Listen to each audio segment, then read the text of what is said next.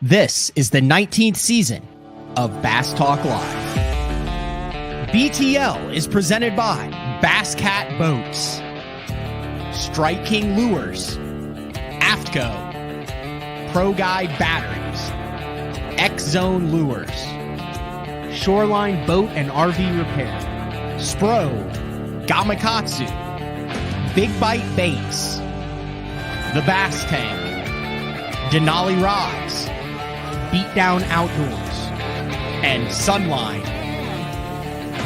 BTL coming at you.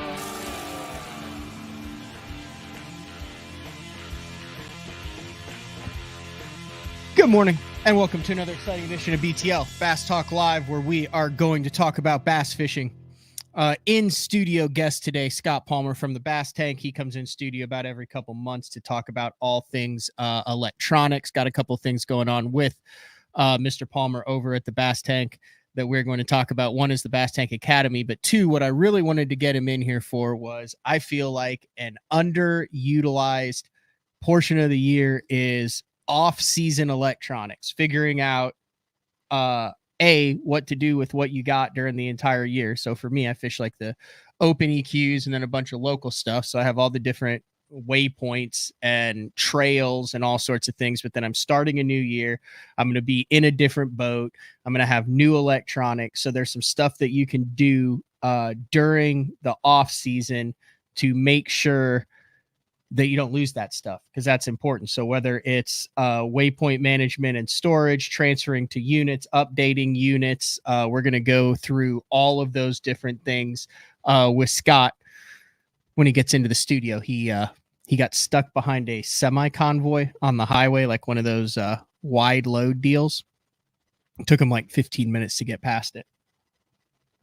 So we'll talk about that. If you guys didn't have a chance to listen yesterday to Rick Pierce, it was a 2-hour show. And then I filmed immediately after that show with Britt Myers Jr., rookie on the Bassmaster, or not the Bassmaster, on the MLF Invitationals in 2023, and really impressed with Britt Myers Jr. I think he said he was 23, 24, guiding full-time in between fishing the invitationals this year. And a really cool story about how he kind of got into it, really actually got into it late, as opposed to a lot of these kids who kind of grew up on the water with their dads. He was more into the sports. So that will drop the second week of December. I'm actually headed to El Salto then to experience Mexico for the very first time. But we had Rick on live, and there's a lot of stuff that Rick said. If you guys haven't listened to the Rick Pierce interview, I would highly suggest that one. But one of the things we kind of touched on that I was planning on doing at the end of the show, but we'll just move it to the beginning of the show, is Bassmaster came out at the end of last week with the Opens EQ field. And really the question 2 years ago, when Bassmaster went from 3 divisions of the Opens, where the top 3 in each division made it to the Bassmaster Elite Series, then the top 3 overall also made it to the Elite Series. They switched that 2 years ago to the top 9 that fished all 9 made it to the Elite Series. And the question was how many people would sign up for that. $1,800. The payback is not fantastic for fishing all 9. You're talking anywhere from $2,900 to $3,500, $3,600 for a top 40 finish. Obviously, the top end payout was good, but 176 last year signed up for that, which is astronomical, I think, when you think you're $25,000, $30,000 in. So we saw the 9 that made it this past year. We talked about that with Milliken. I think he's 32, maybe 33 as the oldest. And then John Garrett at 28, the second oldest, but the average age of the top 5 was like 23. The average age of the entire field was 26 and a half that made it to the 2024 Bassmaster Elite Series through the 23 EQs. And I was interested to see how many, because I knew there were some guys that were going to the MPFL. I knew there were some guys that were just like, hey, I can't sustain this economically fishing all of the Opens. And then they came out with the interesting schedule, South Carolina twice, Florida, Minnesota, no New York on the schedule, but over 150 anglers signed up for the EQs. Now there's, in the article that Bass released right before the weekend. Obviously there's some guys that some big name guys that were left out, like Tyao and stuff, who's announced that he's coming over. I think you're going to see a lot of, well, I know you do because the field is released, a lot of the invitational anglers that are moving to the Bassmaster Opens. When I talked with Britt Myers Jr., I think he finished 24th in one of the divisions of the Toyota series, and they take the top 5. So it kind of worked down that list, which tells me there's a lot of anglers coming over from the invitationals. But one of the things I thought Bass did a really good job of was increasing the payout for that 20 to like 15 to 30th place, going to $5,000 just for a check. And when we had Jacob Wheeler on the show, he was talking about that top middle angler is really where the health of the organization is, which I thought was an interesting way to look at it. I'd never looked at it like that before. We always want to look at the top end payout, how much it's paying, and then how deep in the field it's paying. But making those guys in that 15 to 30 range, that 12 or 10 to 30 range, actually earn money with a $5,000 check at each open. Now I know it's not, but you're breaking even and you're making a little bit, I think is a good move for Bass. I also thought one of the really good things that the Open EQs did that hasn't been highlighted a lot is they're paying out the top 10 in the Angler of the Year overall. So like JT Tompkins, he makes it. Yeah, he had a good year. He obviously finished first. He made a lot of money just through tournament earnings, but he didn't get, I think he got maybe like a $10,000 for first place, and that was it. But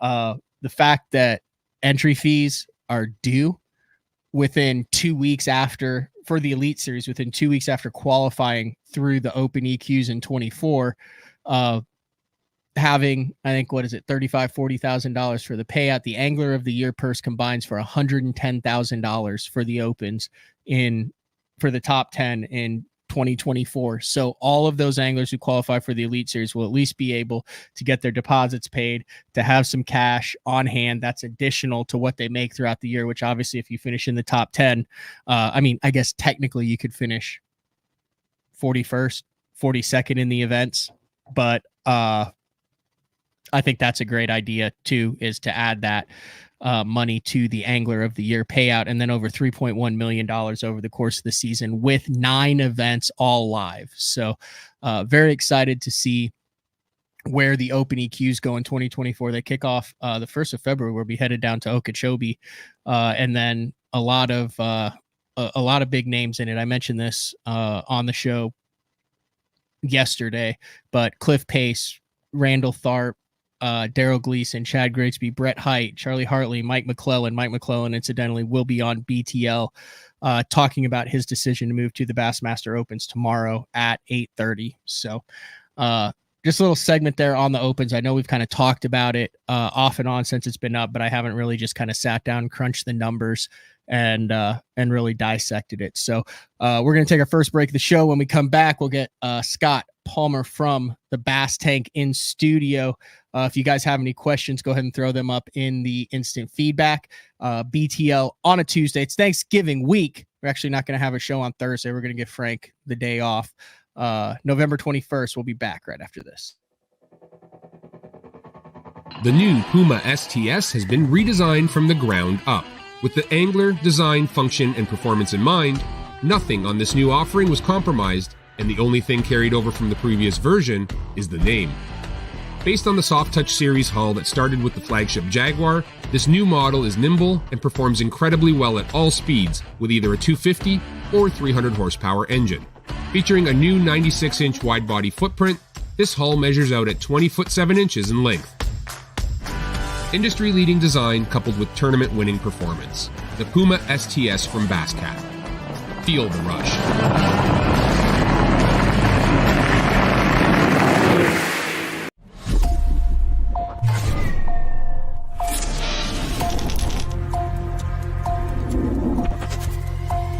Everything you need, one legendary brand. Top one on Strike King. All right, guys, if you're a construction worker, soccer dad, soccer mom, you want to be outdoors, you've seen the Reaper. This right here is the zip-up full Reaper, but it's windproof, folks, windproof. And it actually has the mast built in. It's behind me. I mean, if you can look good, feel good, and stay warm, you better check it out. It's the zip-up Reaper. That's right, windproof. Elite Series Pro Daryl Gleason here. My Pro Guide batteries keep me going on those long tournament days and long practice days. Always plenty of juice, never fail. The best part about Pro Guide batteries, it's the people behind the company. They have over 40 years experience in the battery business, keeping all of us fishermen out on the water longer, catching more fish. Check them out at ProGuideBatteries.com. What's up, Bass Talk Live fans? Brandon Polnick here.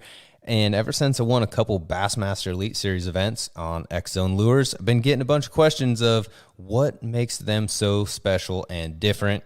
And really, the truth is, it's in the details. The little details, things like no cheap fillers in their plastic. That gives you more lifelike action, more realistic and vibrant colors. But don't just take my word for it. Go to www.xzonelures.com and check them out for yourself. All right, we're back. We got Scott Palmer in studio. You got semi'd? I got semi'd. Bad? It was a rolling roadblock is the only thing I know how to do it. You know, I mean, hey, hats off to the truckers. I know they're doing a job, but man, when you're trying to get somewhere, it amplifies it. You know, it makes it feel like this time is just going forever slow. But yeah, we made it. Make sure you talk up into the mic. Yeah, is that better right there? Yeah. Right. No, you're all good. right, sweet. You're good. So I always like to stay a little bit away. I don't like to, but I don't mind staying farther away from the ramp, like on tournament weeks. Yeah. But then I always wonder, like, hey, what if something happens on a 30 to 40? Because I like, a 30 to 40 minute drive. You can stop at a gas station 20 minutes in, lets the Red Bull get going. Yeah. You kind of gets your head right. So it's not just wake up and boom, you're at the ramp. But I always wonder what happens. You're kind of putting yourself at a little bit of a risk the longer drive you have, because just statistically you have more of a chance that something's going to happen. And what happens if you have a flat tire, so you have to build that stuff in and stuff like that, and so now I'm not a morning person. Anyone who knows me knows I'm not a morning person, which is, are you not? I call you early sometimes. It's fine. Like whatever, but just know that you're not getting the best version of me. I am a night owl on the other hand. Okay. Like, hey, let's do this at 2:00 in the morning. And for some random reason, I'm going to be up. I can't sleep. My brain's going 1,000 miles.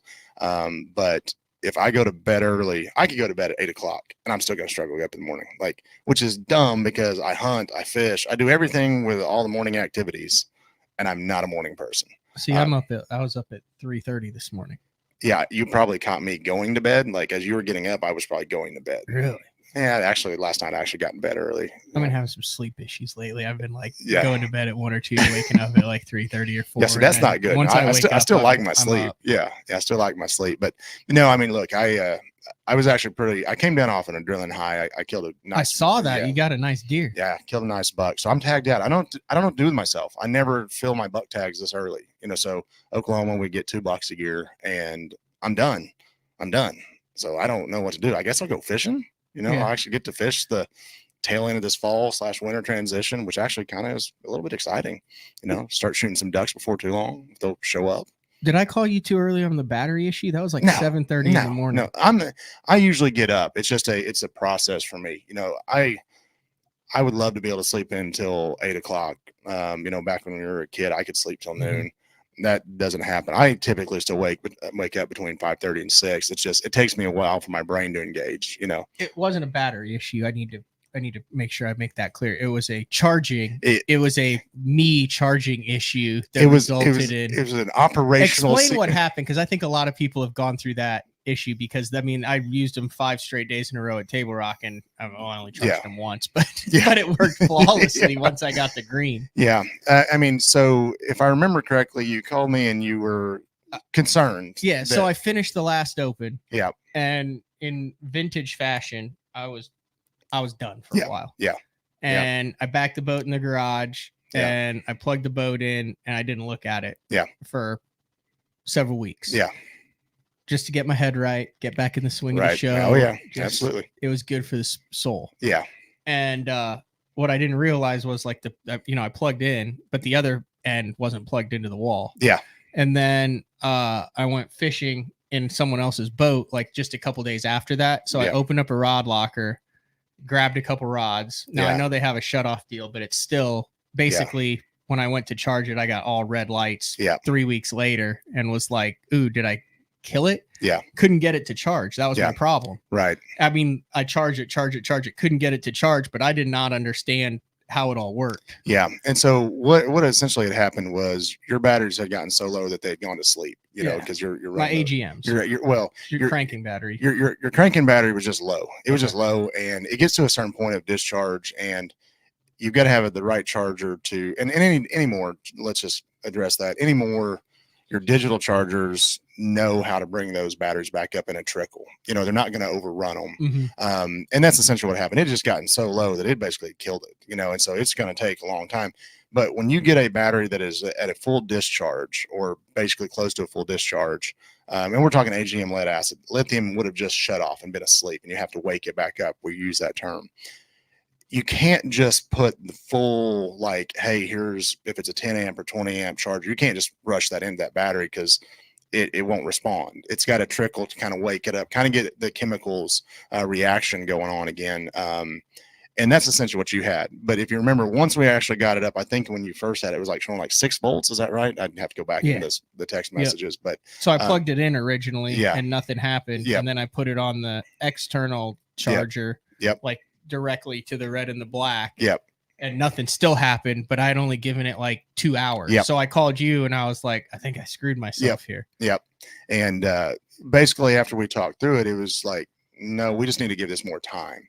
And then once you got it up, then that's, you know, once you basically let it set for what, probably 4 or 5 hours, it took about 6 hours for it. And I had my power pole charge app, and I kept looking and I'm like, nothing's happening. And then one time when I looked, it was like, oh, the battery woke up. Yep. And that's essentially finally got those chemical reactions where when you just have a standalone charger, it's not as, you know, we call it a dry charger, not the one that you're going to plug into your boat or mount to your boat. Yeah. This is the one I just bought at like Walmart. Yeah. And it's like a box. Yeah. It's just a real basic, yeah. you know, you can choose between what, 12, 36 and 100 or amps. something. And then you can do like lead acid, AGMs, and you might be able to do lithium on that probably, you know, but in the end, basically it just needed time and it needed to just say, hey, it took like 20 hours. Yeah, it will. When you run them down that low, it's a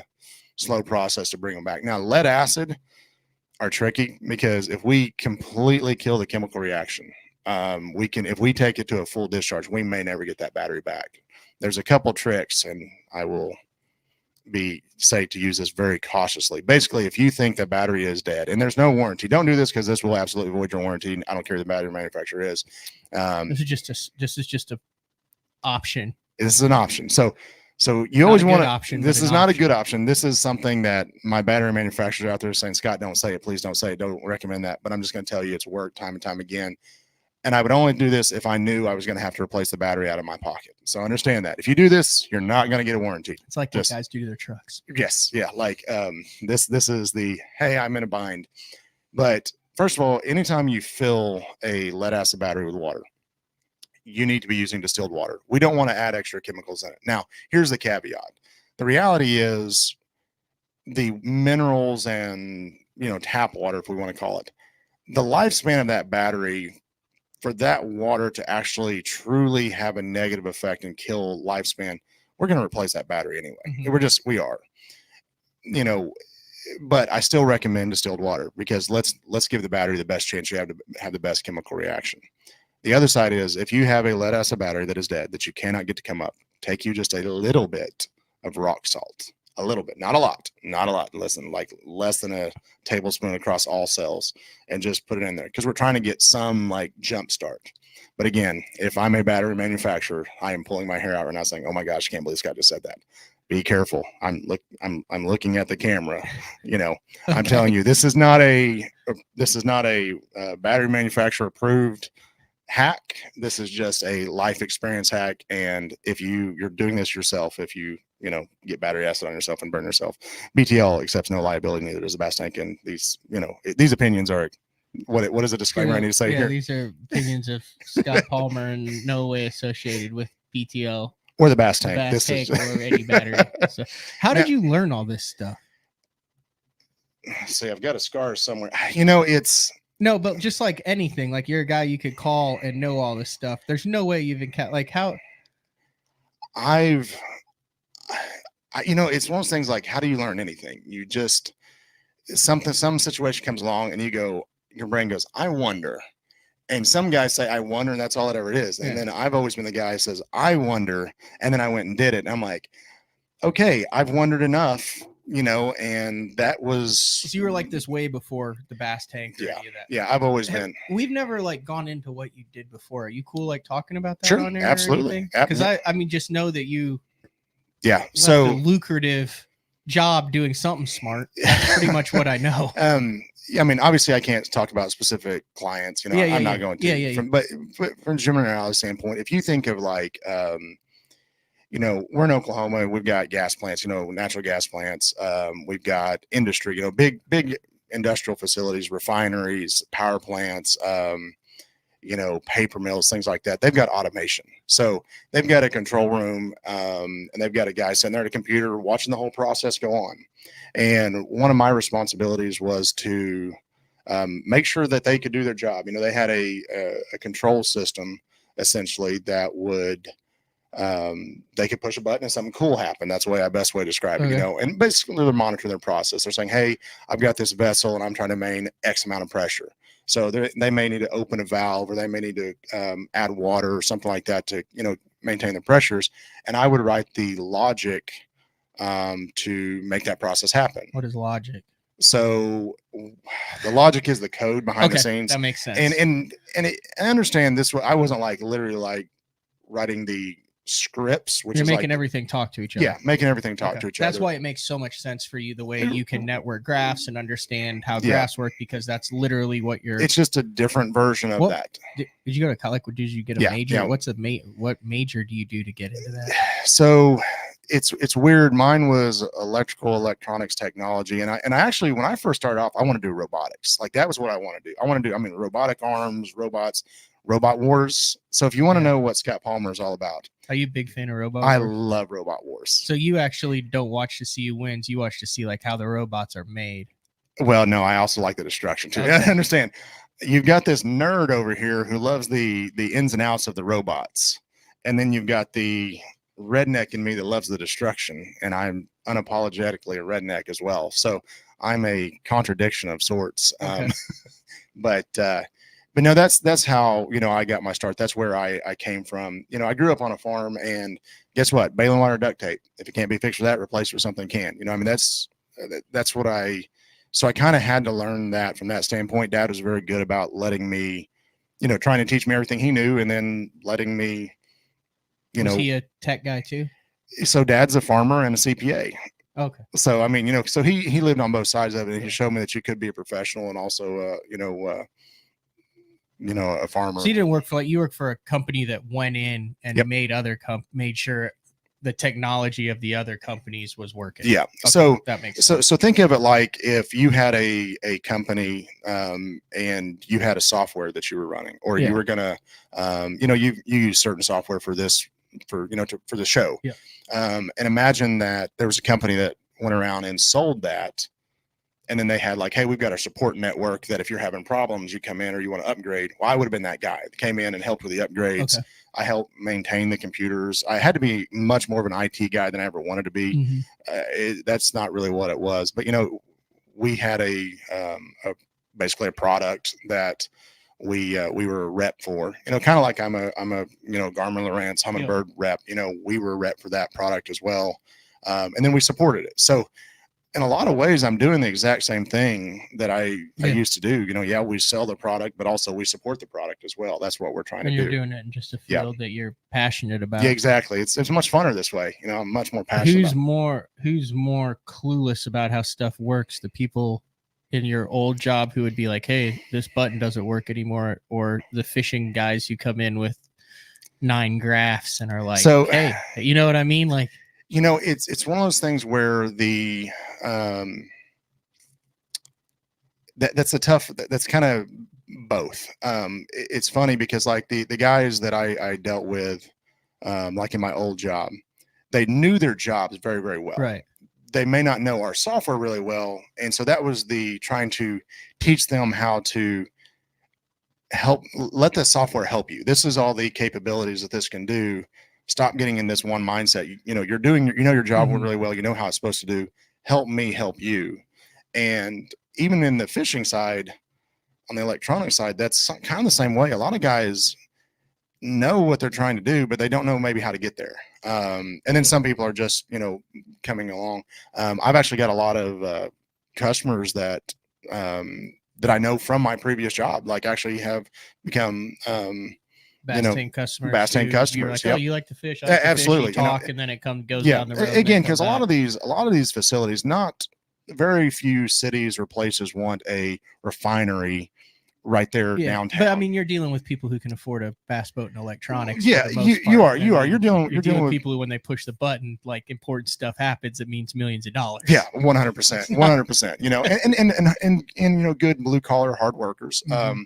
And they're just good old boys, just like myself. And so naturally when I was there, it's kind of funny, because there was an overlap, from when the bass tank started and when I was still doing my job. And so there was an overlap, and naturally I just talked about hunting and fishing, just period, every time I was out.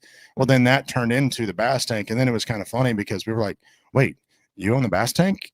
I'm like, yeah, I do. And like, oh my gosh. And then, it kind of went from there. So, you've got a lot of facilities that are just out in the middle of nowhere. I spent a lot of time in Southwest Arkansas. I got a very good customer base down there, and a lot of guys that I know to this day that whether they're my customer or not, they still talk to me. And so it's interesting the parallels between them. It's just taking this, and I remember one of my college professors said that. He said, everybody may be in a different field, even though what we're teaching you, the principles are the same. Everybody may be in a different field. Someone may end up in pharmaceutical, and someone may end up in the oil field, like literally two different directions. But the principles are the same. And so that's what's been really cool. And so I think just taking that to the bass tank itself has kind of been an easy transition. Has the technology transferred over to the hunting world yet? Like, is there a equivalent of live scope in the hunting world right now, or any controversies that's like because like I said, I don't hunt.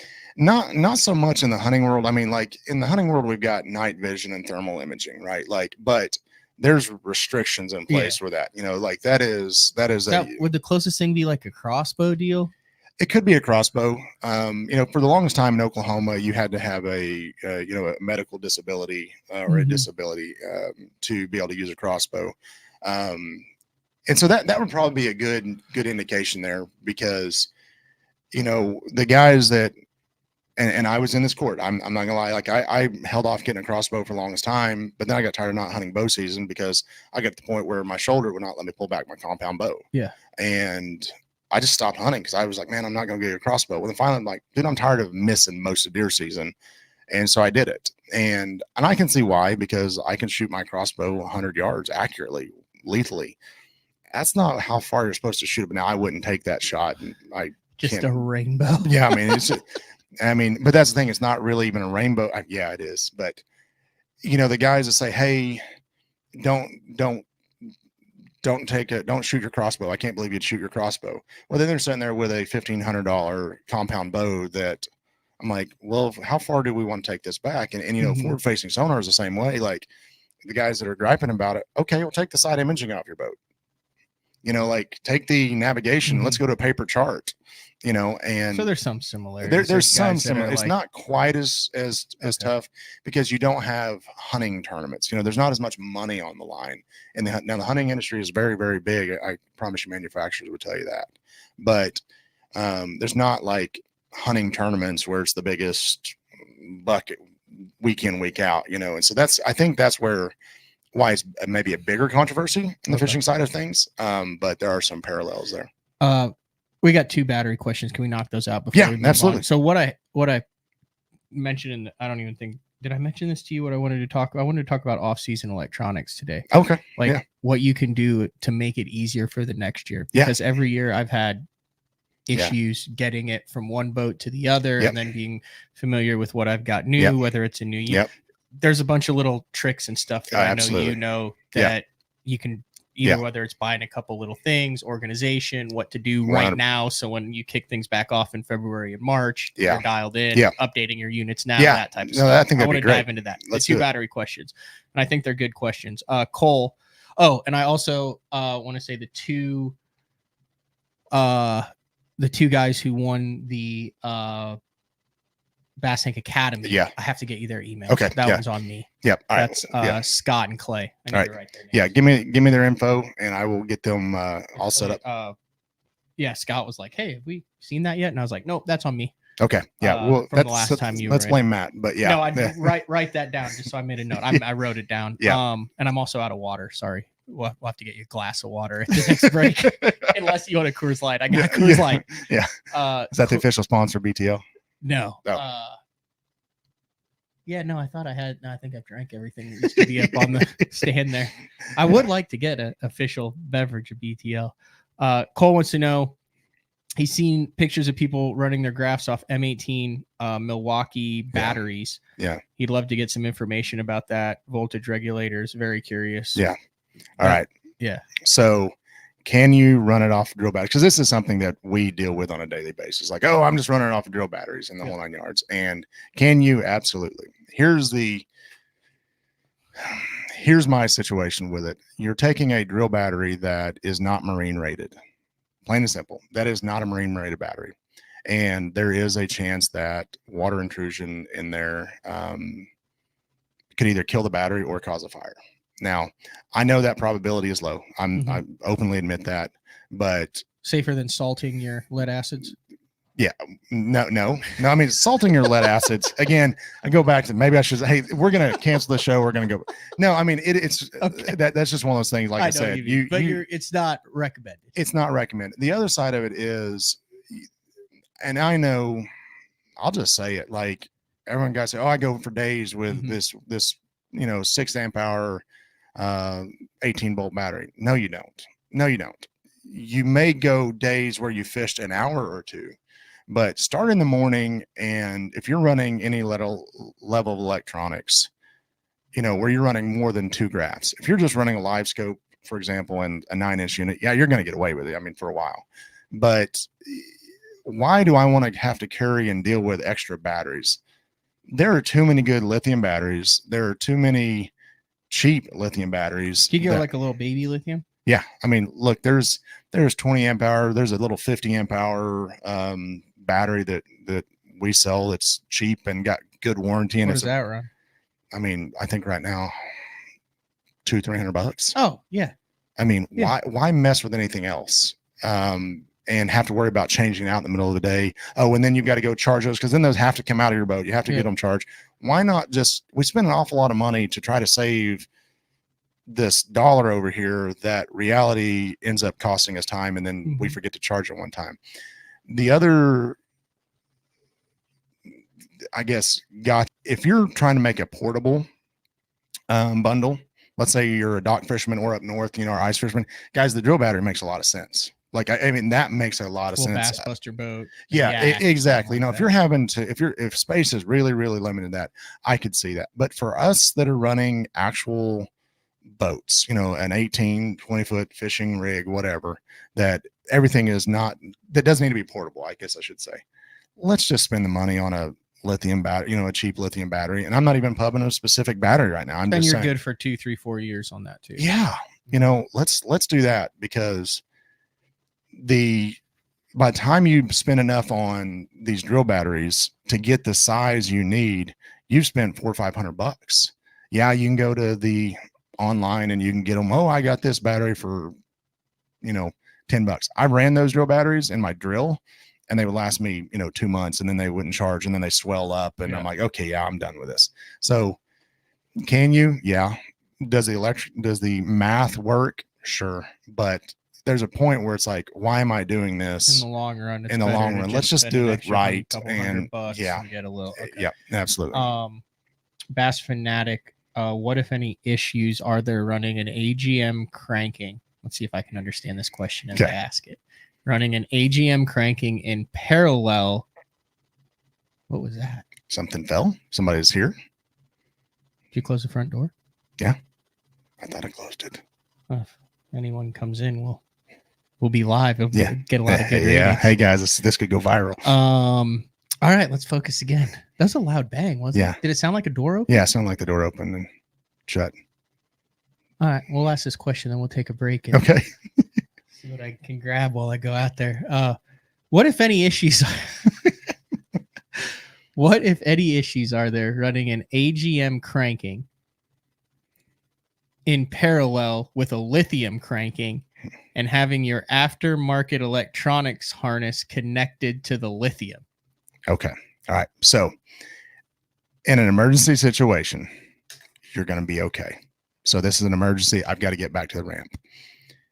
In a day-to-day, this is just my configuration. Absolutely not. We do not want to mix chemistries between boats or between batteries. So, and that means I wouldn't want to mix an AGM with a lead acid. I wouldn't want to miss a, parallel. When I say mix, I mean paralleling or putting in series with. If I've got a lithium battery, it needs to be a standalone or parallel to other lithiums or in series with other lithiums. Same thing with AGM, same thing with lead acid. We do not want to do that because the discharge rates are completely different. The chemistries are different, and we're going to cause one of those batteries is going to be harmed. Your lithium battery is probably going to try to keep your AGM up all the time, which seems like a good thing, but it could cause it to go to sleep. They're not going to charge at the same rate. It's just not going to work. Okay. Don't do it. Let's take a break, and if we're not back in 3 minutes, Call the cops. Detail on a Tuesday. Scott Palmer for the Bass Take. See you back right after this. The great thing about the new Sensation soft plastics from Big Bite Baits, heavily scented, super soft, buoyant, comes in 7 great new shapes. I've got a couple of them of my signature series, the cliffhanger worm and the ramtail craw. Great for a flipping jig, football jig, swim jig, all that. Several other great shapes. Really excited about it. We've worked over the last year, catches fish all over the country, and I think it's going to catch fish for people everywhere you try it. The Spro Little John crankbait has been around for almost 15 years, and it is one of my go-to crankbaits whenever I need a fish in the boat, so you can never have enough new colors. That's why Spro's coming out with a handful of new colors, including Pearl Shad, which has this bleached out white look, but it's got this pearlescent, really, really pretty. We've got Copper Shad, which looks amazing in the water. It's got that purple flake on the back, really, really pops in the water. And then if you want some real pop, we've got Sparkle Shad, nothing but sparkles all over this thing. And then last but not least, we've got the matte Sexy Shad, just a really different looking color for a crankbait.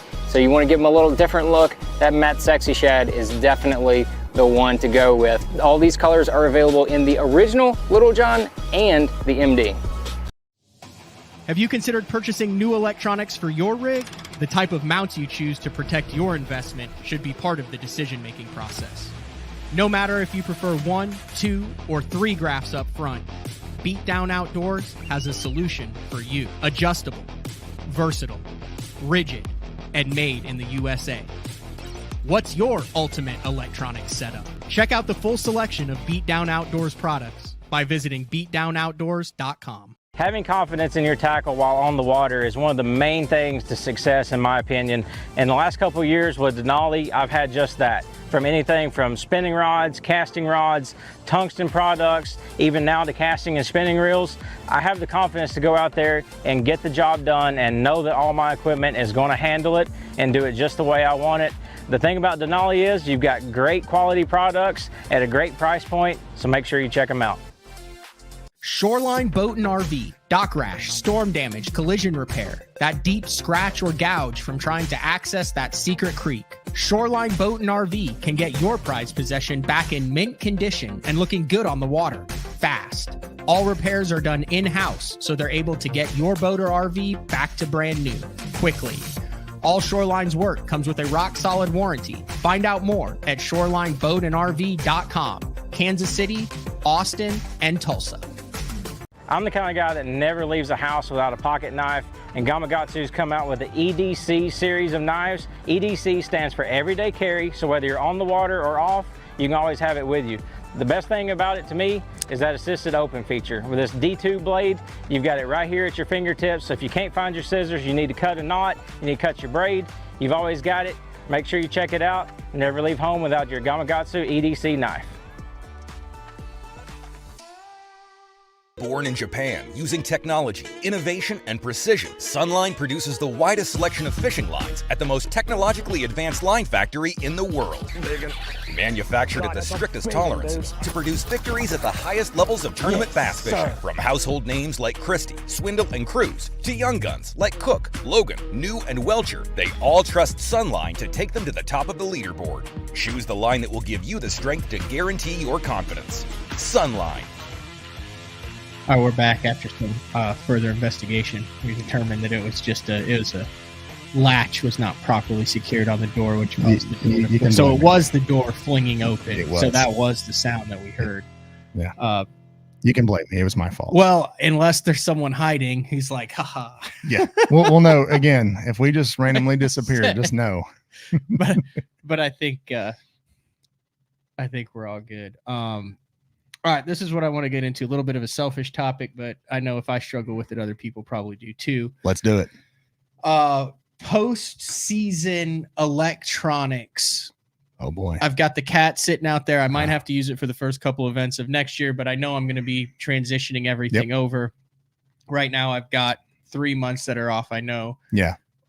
When you're done for the year, like everyone is, whether you're doing the same thing going into the next year, regardless of what units, do you recommend backing up all of your waypoints as soon as the year's over? Like, yes. Like, how often do you recommend the waypoint backing up management? And in your opinion, what is your best waypoint management strategy? Because now I have little chips everywhere, and then I don't know what the hell's on them either. Yes. All right. I have my master chip with my passport and my I have my master chip, original birth certificate, passport, and whatever it is to the truck, all in the same spot. Those are the 4 valuable things in my life, and it's in a lockbox. All right. Wow. Okay. This is a good one. I think it's a really good one because this applies to, even if you're not a tournament guy, there's a postseason, because not everybody's done, Oklahoma, especially, we get the opportunity to fish through the winter. And so, but still season is done. We're definitely not going to be fishing as much as we were for the most part.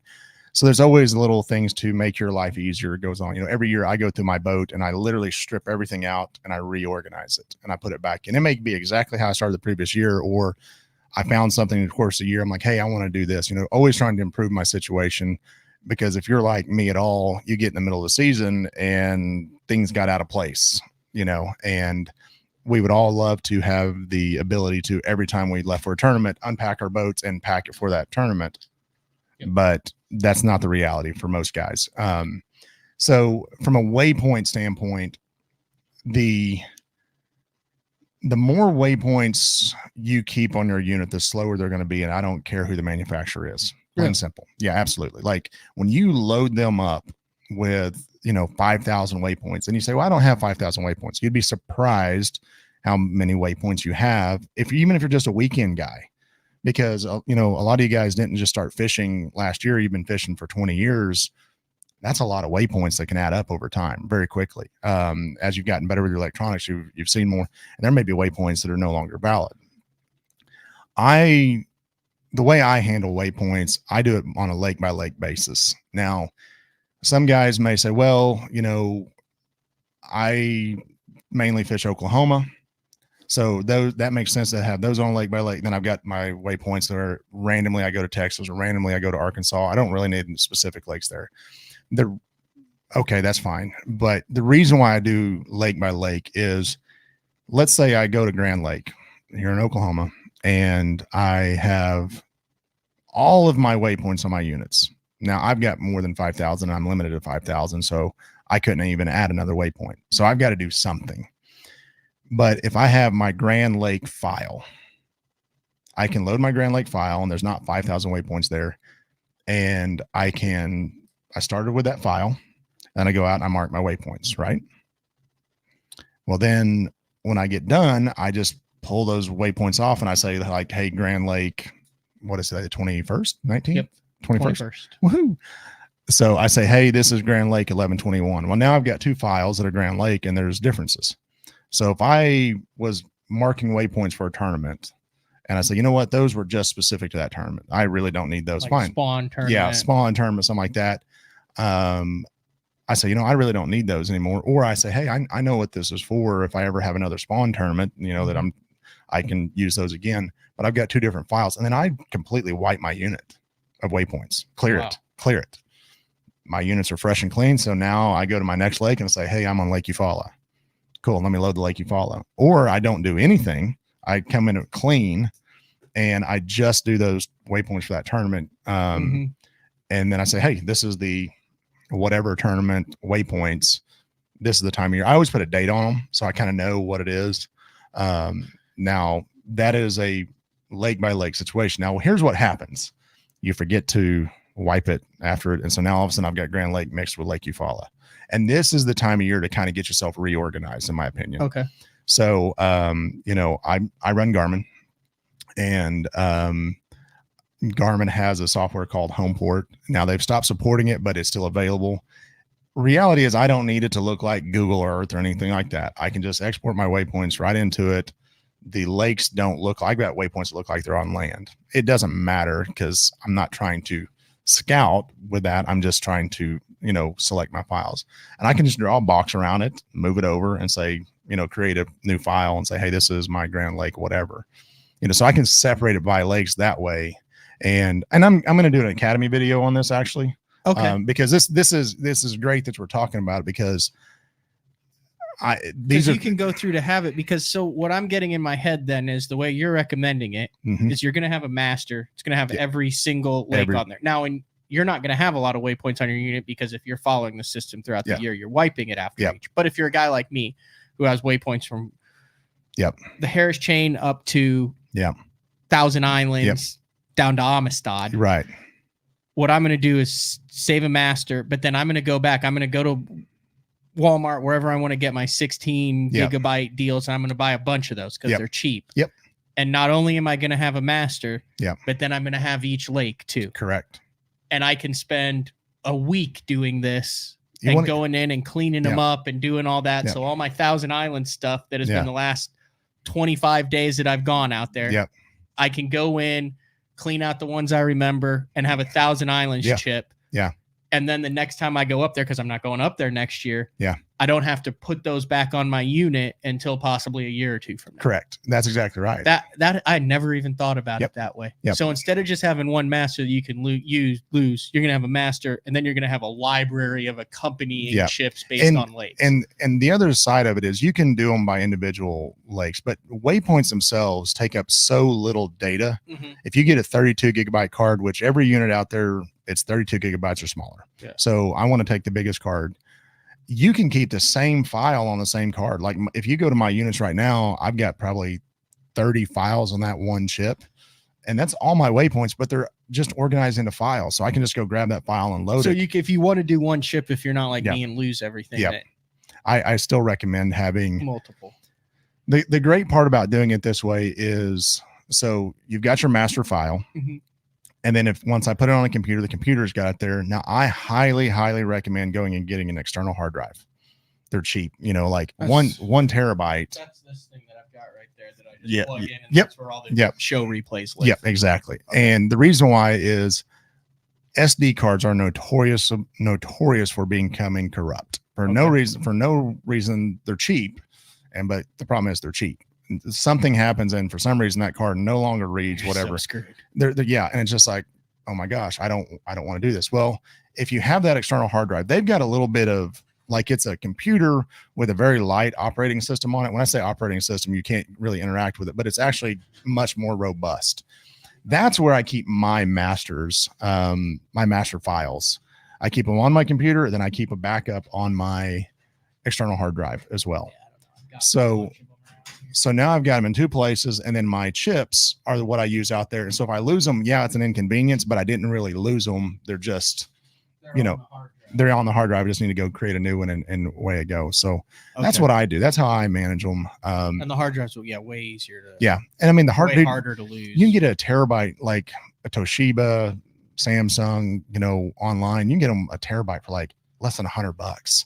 And it's a terabyte. You're never going to fill that up if you just use it on if you waypoints. lose all of your chips, everything should be backed up on that. Everything should be backed up. And then you can just download that to the chip, then to your unit. 100%. So that's what I do. That's what I recommend. Like I said, I'm going to go in this step by step in the academy, because this is one of those, like, I think it's great you're asking it, because we can talk about it, and then I want to break You'll go this through down. it for Humminbird, Lowrance, Garmin, actually do the process. Do the process step by step and show everybody, because it's one thing for us to talk about it, and some guys will say, okay, I kind of see what he's saying, but I've got more questions, because it is harder to hear it. But the other side of it is, okay, I'm staying with my electronics, I'm staying with the boat I've got, and I'm just managing my waypoints. Yeah, I mean, that's a winter weekend. That's you it. Could listen to music, have the family 100%. There, go out there. Once you do this, you can do this in an hour or two. Like, it's really not take that long. The trick is once you start the system, if you just maintain it,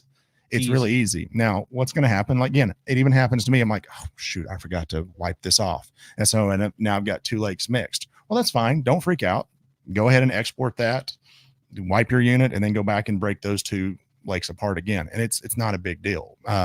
Again, I'm going to go in this very in depth on showing you the process. Let's talk about that now, because we were going to talk about it in the last, but that's a smooth transition over to the Bass Take Academy, which is your new baby. Oh yeah. Kind of a slight pivot for the Bass Tank. We had you on last month, and you talked a lot about it, but it's a educational video series along, and isn't there depending on what you get, I mean, you get a bunch of different stuff on the side too. So I'll show it.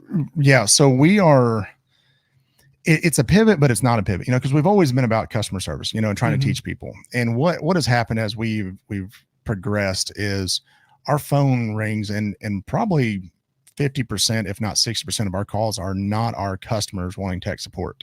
And we're put in a bind because we want to help people, but I am trying to run a business, and so now our phone line is tied up with answering questions that we want to answer with people that didn't buy from us. And it's keeping us from being able to serve our customers that did buy from us. And so that's been the struggle, because we want to do it.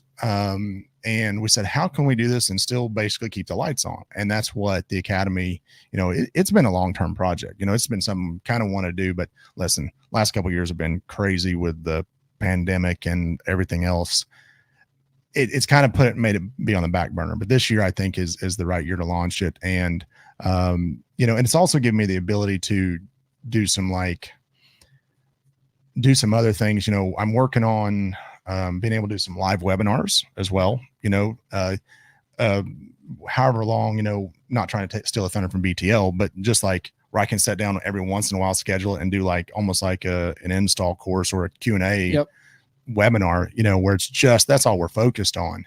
And that's going to give me the ability, and these features are coming along as we're getting more and more subscribers, and it's growing. It is growing. I'm excited about it. I was able to launch a rewards program based off of it, so man, it just opens up such a bigger ability for me to offer value to the consumer, to the guys listening, to just the fishing industry. Not to be sales pitchy, but just to kind of show you, and I love it because I just issued the first round of rewards. And when I say rewards, I mean discount codes for guys to use that they can use on all of our Black Friday specials. They can use it. They can wait till the beginning of the next round, next year or whatever. It's just, this is real money. Hey, you want to upgrade electronics? Well, cool. And essentially what it boils down to is my Academy subscribers are going to get credit, 5%. Go find someone who's giving you 5% back on every dollar you spend. And then we, twice a year we'll issue the credits and come spend the money. I'm excited about it because like being able to reward my customers, Yeah. but from the educational side, it really lets me nerd out, I mean, it really lets me go. And I'm looking forward to getting through the Black Friday buzz so I can get back to making more content for the Academy. So that's where we're going to go with it for sure. I'm so bad at this. I have like a code for BTL. I have a link, don't I? Have is there a code or a direct It's link? a direct link. Yeah. Okay. Well, I'll get you the link again. I just did it. I found it. Okay. There's no code. It's just a direct. It's just a direct link. Okay, It just allows me to track you. It's not a code that you need to put in, anything like that. Okay. So yeah, click on the direct link in the YouTube description or the iTunes description to check out the Bass Tank Academy. Even if you don't buy anything, it shows Scott that I go there. Yeah, exactly. Which helps in the long run. That's what I've been doing over here, is furiously looking for this code, and I'm like, no, there's I don't have a code. No, and then I realized I think it was a direct link. Yeah, it's just a direct link. There's no Is code. that bad that I have a show I make my living off BTL, and I am atrocious at discount codes and direct links, and it's not my strong suit. It's a little bit. So, I'm helping you guys with waypoint management. I may help him with code management and link management. I should just have a thing that I paste into every show that has all my links, that has the about the show for the new people. Yeah. And yet here I sit. Yeah. 19 years into it, over. Hey, we're all it just shows you we're all learning, and we're always learning new things, right? We're always trying to better ourselves. So in your opinion, what is the best place and thing to store all your chips in? Is it so the little things get lost? Yep. The big thing, what do you store your little chips in to make sure that you know what the hell is on the chip? So if you go online and you just say SD, you search this in SD card storage containers. Just look at the different. I would recommend something that's watertight and keep it away from the water. If it's watertight, it will keep water out, but it'll also keep water in. And that's the other thing. Get you these little cheap desiccant bags, the little bitty guys. Oh, there's hundreds of different things. There you go.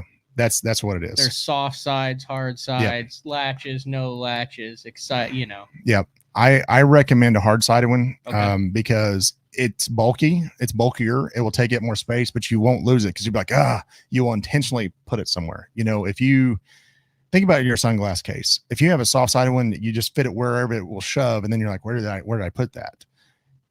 If it's hard-sided, you have to create a spot for it. You're like, hey, this is the spot for it. Clay says, after all this effort, I'd store them in a fireproof safe. Hey, he's not wrong. Though. It makes 100% sense. This is something that I need to do. And I can't tell you. And I know that it's important because I've gotten to fish with a lot of guys. Yeah.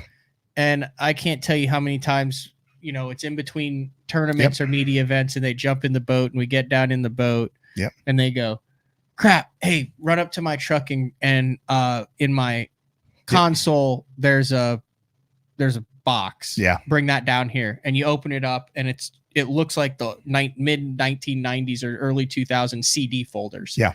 And they're leafing through their map cards to get the right map card. And then they leaf through their chips. Yeah. And these are top level guys. And now they know exactly me. I probably bought 4 $200 premium Southwest chips or whatever it is, just because I'm so bad about it. It's really awful. And I've lost numerous trails on lakes that I know that I'm going back to. What do you do about trails? Do you keep trails too? Do you treat trails just like waypoints? I do. And because I was going to lean into that as well. So there's certain lakes that, let's talk Toledo Bend, Sam Rayburn, just come to mind. And there's way more for sure. Lake Fork, that you can either go and save your own trails. Hey, I've been here. I know this is a safe route. Or you can go buy trail cards, that show you the boat lanes cards is what I'm trying to spit out here. Yeah. Like Wayne's Vic has a boat right, lane. 100%, and I guess what? I own it before you had it where you should have died. Yeah. Then you put it on there and you're like, damn, missed that trail by 100 yards. Yeah. Like, okay, I'm lucky to be here. There's a lane between the black and the amber forest. 100%. But you don't want that specifically to be on your regular waypoints card, right? Like you don't want that to be in that file with your master stuff because it starts getting intertwined.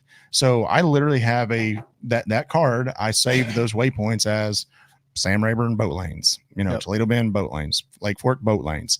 And so maybe I put that on there and I don't have any other waypoints on there, but those are specific colored waypoints and I don't use those waypoints for anything else. Because when I put it on my computer software, I can sort it by, waypoint color or waypoint icon is what I'm trying to spit out. And then I can separate that again. Like, okay, I don't care about these because I've got this boat lanes over here. The boat lane doesn't change, and so that's where it kind of comes full circle. And that's why I like the different lakes. And then even within the lakes, if it's a boat lane, I keep a boat lane separate. And then I overlay that. And all this goes on your 1 terabyte external hard drive. 100%. So in case you lose your soft case, in case one of these chips gets corrupted, you could sleep at night knowing that you're doubly backed up. That 100%. TP with an interesting comment. Statement. You said in 5 years it'll be obsolete. No, we've seen technology go from 8 tracks to cassette tapes to CDs to all of this stuff. Is there anything? If you look at the history of electronics, SD cards have been here since day one. Now, I'm not saying that at some point they will not go away, because yes, technology eventually evolves, but external hard drives aren't going to go away, or it's going to go away slow enough. It's not going to be like one day it just stops. Okay. To where all your SD cards are obsolete. Where you can't get your data. Forget it. I mean, let's say that the SD cards are obsolete tomorrow, and let's say the external hard drive is obsolete tomorrow. The data itself is not obsolete, and you're not going to be able to not get the data. Because here's the cool part about it. Again, with the waypoints. Now, this may be the long way to get there, but I did a video on Garmin Active Captain where I could actually, I did a short one on our social media. Okay. Again, this is another one of those Academy videos. Like, dude, the Academy video level is huge. Like the queue for what I don't have enough time to shoot everything that I want to, but I literally text messaged the GPX file, which is just a generic file format. I text messaged it to a buddy of mine. I'm like, hey, these are the waypoints you want. Okay. My entire file is like in the kilobytes. Like, it's not very big because it just doesn't take up very much data space. So let's pretend that tomorrow, all of my portable media, SD cards, external hard drives, my computer become obsolete, that there's no way to get this out. I can literally copy those files and email them to myself. So now they go to a big server on the cloud. That was the next question. Guys were like, why don't you just put this stuff on the cloud? 100%. But I don't trust the cloud because I don't have control of the cloud.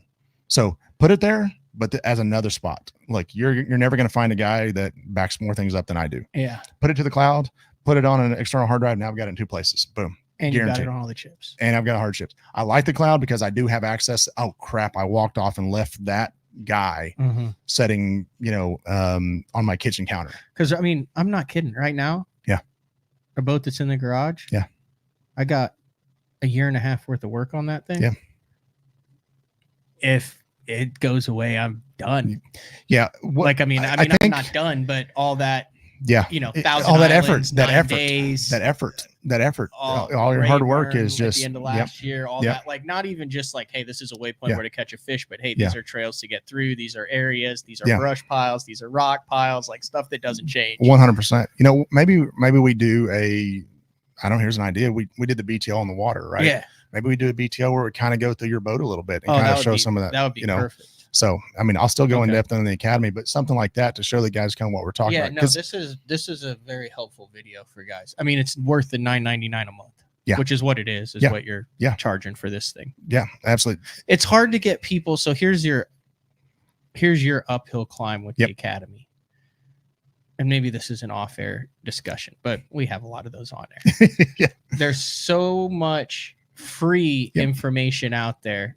It's hard to get people to value information like what you're offering. Right. But it wasn't free for you to obtain that information and then present it to the people. So it's kind of like a catch-22. It is. Because they're like, oh, look at how much there is. But you're like, okay, but I'm trying to run a business and this is the right way to do it. And this is a skill. Like this is not. That's what you're fighting there. And then you have to get a couple people to do it, which you have. Obviously, you said it's been growing, but then once that happens and the word of mouth gets going, then it's like, a premium subscription to what's the Navionics or something like that, where you're paying $100 a year, and you have all this stuff at your disposal. Right. Is that fair? Yeah, no, you're 100% hit the nail on the head. And I've not shied away from acknowledging that I highly doubt that there's anything that I'm going to put on the Academy that is not out there on the internet somewhere. Guys, full disclosure, I agree with it. The issue is go find it. Yeah. And then do you trust and know it? That it's right. And know it's right. The other side and of it have is tech support. That's the other side. And the deals. There you and go. have it in an app. It's the whole package that I'm able to offer everybody that makes this valuable from a standpoint of just, okay, hey, I went out there and I went on the YouTube and I found this thing. You may watch a video, you may spend 2 days trying to find it, and then watch this 10-minute video for 30 seconds of valid information. And then you say, I wish there was more. Reach out to that influencer or creator and see if they actually get back to you. Some of them might, but they're not going to give you the one-on-one tech support that we're going to offer. That's the deal. And you give out your personal cell phone as 24/7 hotline. I do not give out my 20, but understand that I personally help my team monitor incoming calls and everything else. Like, yes, I'm going to train them. You may not always get me, but you're going to get someone that knows what they're talking about. Edward, look at this. This was not, he said he joined after the last episode when the Academy debuted, and the way the info is organized, knowing that it's reliable and that I have questions I can contact someone makes it more than worth it.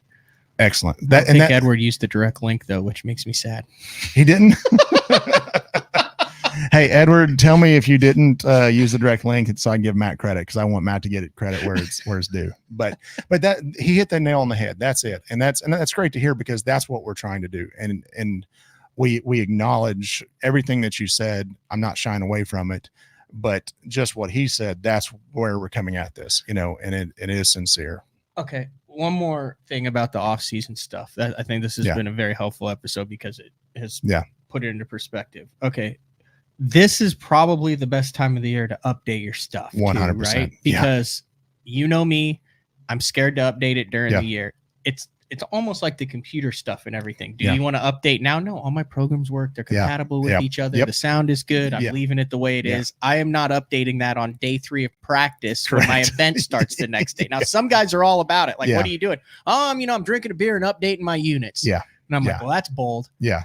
Yeah. This is the time to see how do you figure out where the updates are if your stuff needs to be updated. The great thing is you're not in a rush. So some guys, you're always going to have the early adopters that the minute an update is out and your unit is telling you to update, they're going to go do it because they want the latest and greatest no matter what it is, without doing any research. Hey, this isn't for you. Those guys are going to go do it.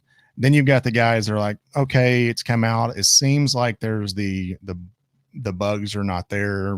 I guess I'll go ahead and do it. Whether they really know what the features are or the purpose, they just go and do it because that feels like the right thing to do. And then you got the guys that you got to drag along. Like, hey, you really need to update this. He's, I don't know if you saw me pointing at him, but they heard it. And these are the guys, and this was the majority of the people. Actually, most people like BPT and elite level all the way down to club guy. Yeah, 100%. Like, it doesn't matter. Like, I'm lumping every angler into the same category. I don't care what level you're fishing. The personalities, track across the board. And these guys are the ones you need to explain where, hey, this is the reason why you update it. This is the reason why, and it's been out long enough to prove it. Now, if your stuff is working 100% and you come to me and say, Scott, everything works, everything networks, it fits the way I fish, and you tell me this cool feature's over here, I will never use that feature, then fine, don't update it. Okay. Now, if I say, well, you say you're not going to use this feature, but you didn't think about it from this, and that's my job as to try to educate everyone and let you make your own decision. Yeah. You're kind of done that with me with perspective mode. 100%. Because I'm like, I don't give a damn about perspective. And you're like, okay, you might not use it, but here's some cool stuff that it can do. And as it gets better and better, you might run into a situation where this helps, but it's up to you. It's up to you. Okay. And that's it. So my job is not to force anyone to do an update. It's to educate you and as to why the update. Now, I will tell you, regardless of manufacturer, if you have an issue, the first thing they're going to ask you is your unit up to date. because a lot of times they address things that they don't publish. They say, hey, these are the features. And then there's I call it the general bug fixes little dot that says it's in this update. Well, they identified something because listen, they put an update out and they've got a team back there that is continually testing it, trying to debug it, or they get calls in and they start saying, hey, this one thing keeps happening. And they put their engineers back there like, hey, can we replicate this? And they say, oh, sure enough, this is happening. And then they start working on that patch. So when an update comes out, you see the general bug fixes. This is where, or general improvements, general feature improvements. This is where they hide things. I don't mean hide. They're not trying to do anything nefarious, but just like, they're not going to peel the onion completely back. Just know that they're working on stuff behind the scenes. So sometimes if they see an issue, they fix it in an update. And then when you call them in and say, hey, I've got this problem, and you say, yeah, but it was working fine. Why do I have to update it? I don't want to update it because it's this. And they're going to say, well, we fixed it in this update. We've got to have you update it, So just be aware that's a sequence that will happen from that standpoint. But this is the time of the year, in my opinion, that if you've been slow to update, let's talk about where your update at, where you're at in your update process. And, every time an update comes out, I download it. So I've got a library of past updates. Okay. So maybe we don't want to jump you all the way to the latest and greatest, but maybe you could be served by jumping 3 updates, let's say you're 5 okay, back. So what Garmin do I have? That new 10, or not the new one? I don't know where you're at right now. I don't know where you're at right now. Is it the same one we did forever ago? Last year. It's a year old. Oh, goodness. It's the 10-inch screen. We did it at the begining of this year. Remember, I went from the 9 and then I jumped up to the 10, and now I'm going to do the 12 next year. I think you're going to be like 23, 22.1, 23. No, my unit. What's my unit? Oh, it's the 106, I believe, is what you're running. The 106 Ultra. Okay, so if I want to know if I have updates on that, that's my thing. Like, it doesn't say it on the Garmin. Like, it doesn't say, like, hey, do you want to update? But I want to know if there's updates depending on whatever Garmin graph you might have. Can you just go, is that a Bass Tank thing? Is that a Garmin thing? No, you can go straight to, there's 2 ways to go about it. You can connect through your Active Captain and it will come out and say, hey, there's updates available. And it will try to download it to Active Captain and then switch it over, then try to don't. So for the normal person. Or you can go to the unit, you can go to the unit itself. And you just from the home screen or select home. Is this stuff that like will be in the Academy? Yeah, absolutely. Okay. Yeah. This seems like helpful. 100%, go again. My queue is this big, actually it's infinite of all the things I need to shoot. And I wish I had enough time in the day. It takes a lot to get a 10-minute, 15-minute video, 20-minute video. But I can go on my unit and it'll say it needs to be updated. And I'm going to tell you how to do it right now. Okay. Well, it's not going to tell you, hey, I need an update. It's going to tell you what level you're at. And then you can go to like Garmin.com, go to that unit, and then you can see all the different levels of updates or where they're at, the history of it. So you just go home, settings, system info, and then you'll see the version right there. The other way you can do it, kind of a backdoor way you can also see it is, let's say you've got multiple Garmin's on your boat. You could go, home settings, communications, marine network, and then you'll see everything that's connected to it. So you would see your live scope and your 106, and then it will say like V blank, blank, blank out the side of it. That's your version. And then when you go to Garmin.com, you can go search that and go to software updates and see what all the different past versions are. Because my Lowrance is always like, hey, do you want to update? Yeah. Every single time. And every single time I'm like, no. And then I turn it on 10 minutes later. It's like, hey, how about now? How about now? You sure? Have you changed your mind? And that's because it's actively trying to reach out to the satellite and wants you to do it over and that's just the way they handle it, And so, and then your Humminbirds are just, they kind of do, I don't want to say do nothing, but they just don't prompt you. It's kind of like the Garmin. Speaking of Humminbirds. Oh yeah. Black Friday coming up. Oh yeah. Black Friday. Hey, this is Black Friday. I know I don't want to hijack the BTL and turn it into a sales thing, but no, it's your business. Well, but I do want to share this because pretty excited about it. This is the time of year where right now Humminbird's running some awesome specials. We have mega lives right now that we are selling for $900. And if you've seen all the articles out there, there's guys that are selling them for $1,000. So I'm giving you $100 off mega live right now. And that's active today through this week. Go get them because we're ready to get them going. Move them. Let's go. Get them. All right. If you've been waiting to get into forward facing sonar as a Humminbird guy, no better time right now. And there's a lot of exclusive Humminbird guys. And there's a lot of exclusive pretty Humminbirds. much north of Illinois. Yeah, it's interesting how regional everything seems to be. Minnesota, and it is straight birds. Straight birds. Yeah, everywhere. Straight birds. Like, you know, yeah, Mega Live, yeah, Mappy, everything. Yeah, everything is 360, yeah. And they're like, "What do you mean? Yeah. How did you catch a fish without 360?" Yeah, and I'm like, I had live scope. Yeah. Yeah, it's interesting, but you know, we want to serve everybody. You know, we obviously sell them all, and I'm not here to direct anybody specifically to a brand. I'm trying to get people into what works best for their situation, you know. And sometimes guys just say, I'm familiar with it. Okay, you know, I'm going to try to educate you on all the features of each one and let you make your own choice and go from there.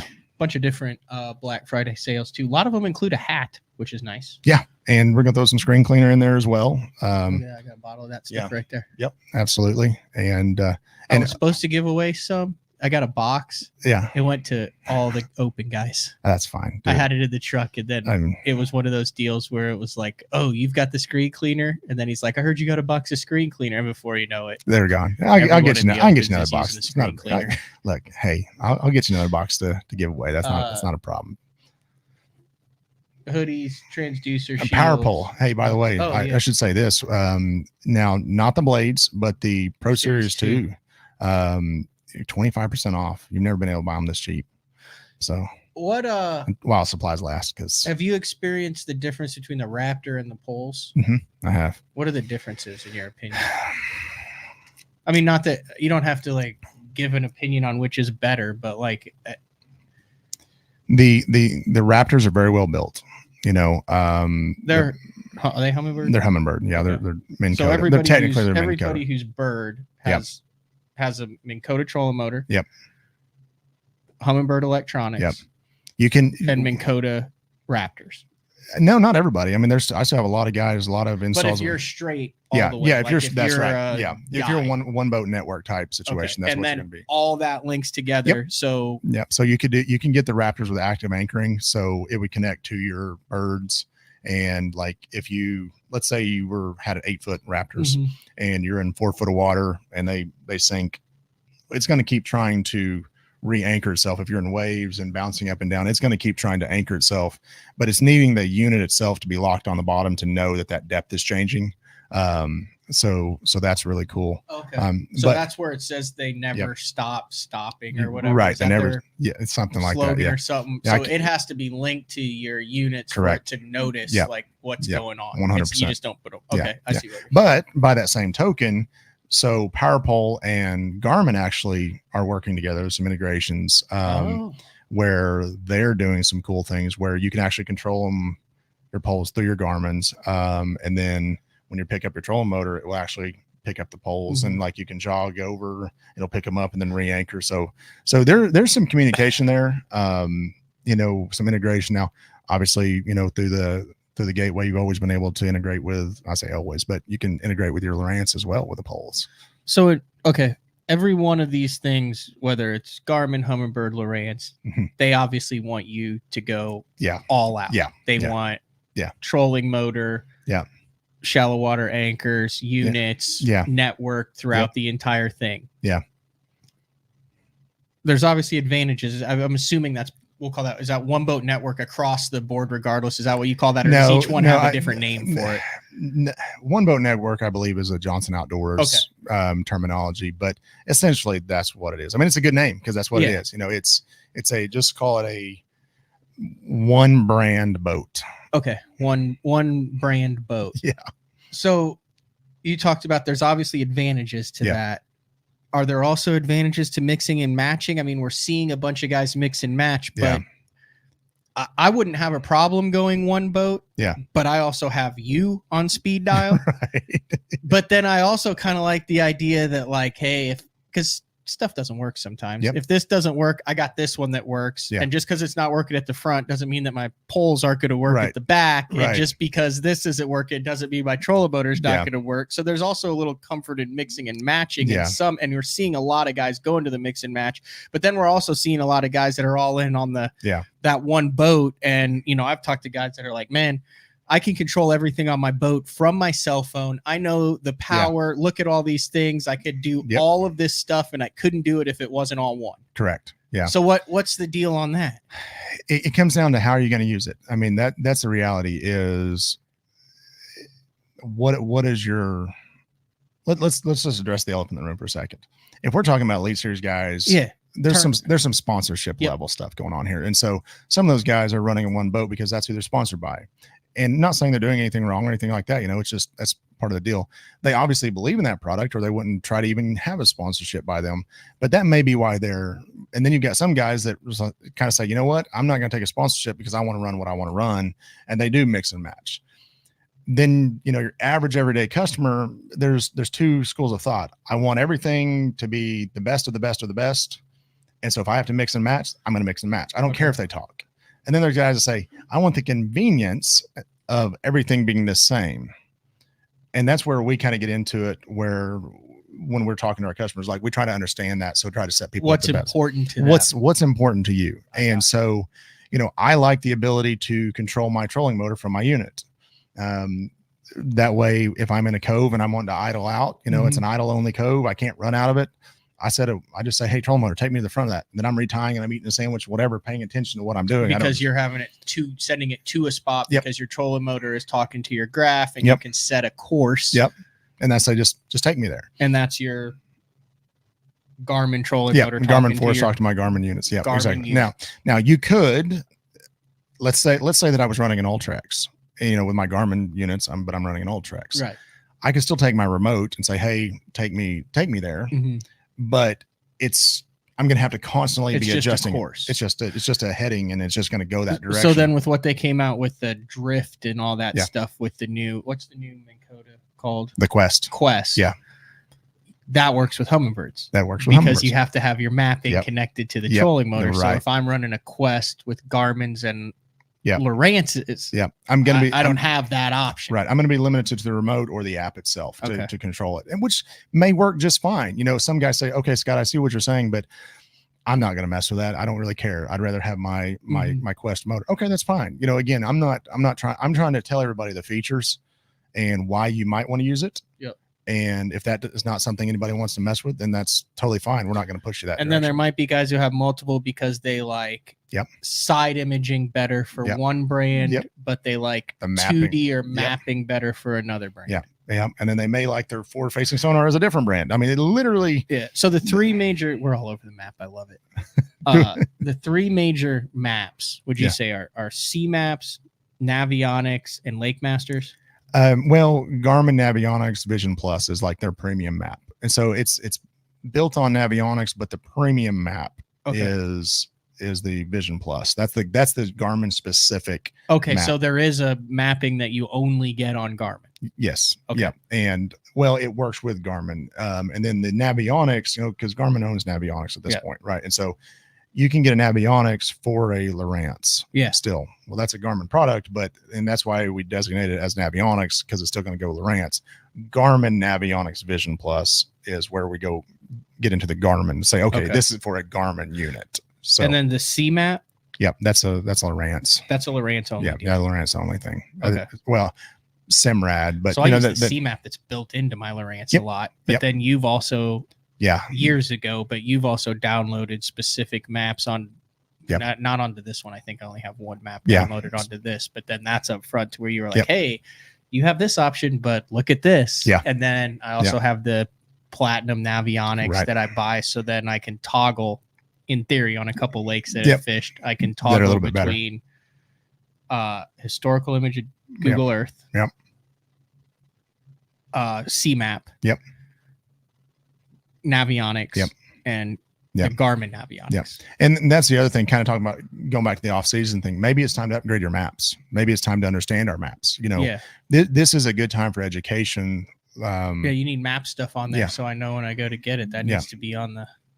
Yeah, trust me. Again, there's a bucket that's endless, and it's literally trying to find the time to do each video, because this is all stuff that is super important that the guys go to the lake and have it dialed in, and they're maximizing their time on the water because they understand these little things, because they have a Scott that they talk to, whether it's at the graph or whoever they're sponsored by that says, hey, here's the latest and greatest, and they stop by and they update it for them, or they're on top of this stuff. Like, I have screwed the pooch several times over the last 2 years by not having the right mapping or the right things set up. And of course, you work with guys, but the guy's not going to say, hey, you need this mapping. And if you set it to this stuff pops, and everywhere this is, there's fish. Wheeler was a perfect example. It was so freaking easy. And the guys who had the right setup on the Decatur Flats were like, oh, you just go to these strips and you fish the stumps on them. And I was not there with them. And afterwards, I literally did it and was like, are you freaking kidding me? And that's what's at our fingertips. And that's what I'm trying to get, just your everyday fisherman, and listen, if tournament anglers can benefit from it, that's what I'm trying to help. I'm trying to help everybody. There's no excuse not to go in prepared to this, even when you're fun fishing, if you're spending all the time, like I get pissed at myself because I know that I have all this stuff at my disposal. And I either don't know how to maximize it. I don't know what I need to maximize it, or some of it's just laziness of going, I don't want to use the brain power to get all this stuff dialed in. I got a chip. I'm good. Let's just roll. And that's it. The chip is good. It's okay. It gives me some general knowledge, but there's so many features, I mean, again, I kind of go back to, and specifically because I've done the video on it, but like with the Garmin Vision Navionics, plus card, Garmin Navionics Vision Plus, too many words. Can we shorten the words? I showed the raw sonar data. I showed you how you could toggle to raw sonar data. That's huge in my opinion, because it shows you, you can start seeing bottom composition.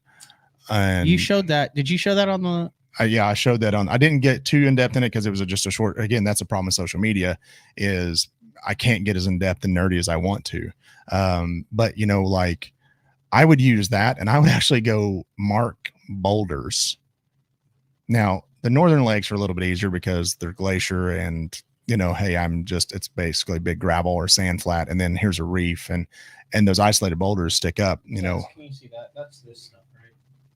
So this is actually relief shading. Oh, that's actually not even. That's again. So that is good in itself. But the raw sonar data will show you like that's drains. when they actually ran. Do it before it's gone through the computer to render it the whole 9 yards. This is the rendered version. Pretty. Right. They haven't made it look pretty. Well, fine. I kind of want to see the raw data, because your little ditches, there's ditches that I found that did not show up on, my other stuff. Now, when I knew it was there, and I changed it back to the other settings, I'm like, oh, okay, it is there, but it was so subtle that the raw sonar data is what is actually what revealed it. That can be the difference in you being, like you said, you're gonna be fishing. Hey, I'm fishing this, and I'm 50 yards from where I should be from the mother load. Especially if you're fishing tournaments, that can be the difference in cashing a check and not cashing a check. And look, I get it. I don't have the time to spend. I spend too much time teaching this, not enough time studying it myself, to go fish the amount of tournaments that I'd like to, but that's what, let me teach you guys so you can go cash checks. I accept 10% commission on, is that, no, that's not how that works. Okay. Scott and Clay, I think Scott just got in here. I wasn't at the beginning. That was on me as the 2 discount codes, or the 2 free access codes. Yeah. No, neither of you guys have had them, because just like mailing things, I was poor at getting those emails over to Scott. I will do that. I will make sure to leave here with your information, guys. That one's on. I will make sure of. From the last show. Yeah, that's helpful stuff. That's useful stuff. Yeah, and this is the time of year to learn. If you're gonna upgrade your electronics, kind of take a step back real quick. This time of year, look back at the season. What did you have a problem with? And what I mean a problem with, not catching fish, but as my boat sets here, did I continually have battery issues? Did I continually have transducer issues? Is there something that was just kept me from really catching, even if I was just fun fishing? Is there something that kept me from enjoying my time on the water or maximizing my time on the water? And let's address it now. And if that means I've got to change out hardware, great. If I feel like, hey, the unit itself was not, my system is not up to par, can I get it up to par by educating me and revealing the features that are here? Or do I need to go spend the money to upgrade units? And there is no one right answer because everyone's in a different situation. Some guys upgraded their units last year and still have not maximized what they are. You don't need to go spend the money to get the latest and greatest. There have been several times I've tried to talk customers out of buying from us because we had just upgraded them. Hey man, you don't need this. You're not gaining that much more. You already have it here. But there's some guys who just every time a new driver comes out, even if they're piping it down the fairway, they're looking to get an extra half yard. Yeah, and that's fine. At the end of the day, if they say, I don't care, I want it, I'm going to sell it to you. But I'm also not just trying to take your money just to take your money. Okay. We'll use me as a guinea pig. So I've got Okeechobee, Santee, and Lake Washita. The first 3 opens. It starts the beginning of February. That's going to be here before we know it. Yeah. I got the cat in the garage right there. I can go out. I can mess with stuff. So based on our show today, if this is applicable for all the listeners, here's what I've gathered I need to do. Yep. My waypoint management is a disaster right now. Absolutely. I need to go out and I need to spend some time organizing my waypoints, getting a external hard drive, getting a hard side waterproof pack, a bunch of 16 SD cards, getting all of those. Let's assume I've got to use this boat for the first couple events in next year too. Getting all of those waypoints managed, organized, save them to the cloud, email them to myself, whatever I have to do to sleep at night to know that they're not going anywhere. Then I wipe my units. Then I want to come back in and I want to look at, I'm going to talk to you. I want to make sure that my Garmin's updated. I want to make sure that my Lowrance is updated, because even if I don't like it or there's a glitch or something, I have several months to understand it. Correct. Then I need to look at what mapping I need, whether that's getting on a forum, talking to you, looking at it and figuring out what map I need for Okeechobee, Santee, and Washita, my first 3. So whether that's ordering a subscription deal to get the Navionics Platinum for $100 a year, the Plus on my Garmin. So now I've got a clean unit. All my waypoints are organized. It's maximized, and I've got the right mapping. And then I'm good to go. So I know when I go there that I'm optimized, instead of like, this is what's most likely going to happen if I don't force myself. I'm going to have 5,000 to 7,000 waypoints with 50 trails. And I'm going to turn it on and I'm going to be like, I wonder if the C map's the best for Okeechobee. 100%. Now's the time to do that research, and not just for Okeechobee, because Okeechobee is the first event. Is that right? Yeah. So you've got the most time between now and Okeechobee. From there, it's the season kicks off and it starts rolling fast. You get less and less time, right?